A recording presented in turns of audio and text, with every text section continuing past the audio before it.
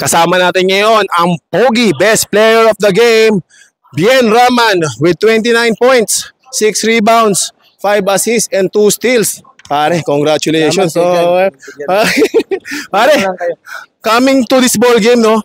Galing kayo sa panalo tapos hindi ka naglaro noon, no, dahil suspended ka. Anong preparation ang ginawa mo dahil medyo wala ka last week? Naging preparation lang ko lalo ako personally, focus sa game, iwas na sa reklamo, tsaka yun lang talaga, focus sa game kasi doon nasisira sa reklamo, tsaka yung mga konting kiskisan, gano'n. So, yun lang, nag-focus lang ako sa laro ngayon. Pare, nakakita ko ngayon, no, parang nagiging change man ka na. Talaga bang pinapractice mo na ngayon mamasa? Oo naman, pass first na talaga tayo ngayon. Pinipilit natin.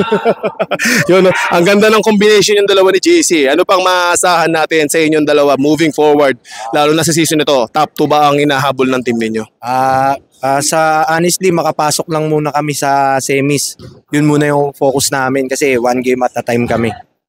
Yun.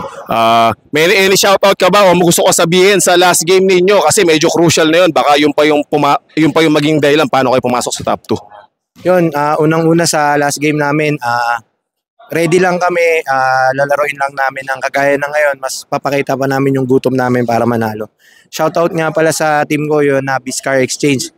Salamat sa inyo, sa tiwala. Tsaka sa pamilya ko, sa mag-ina ko sa bahay. There we have it, the best player of the ball game, Bien Raman.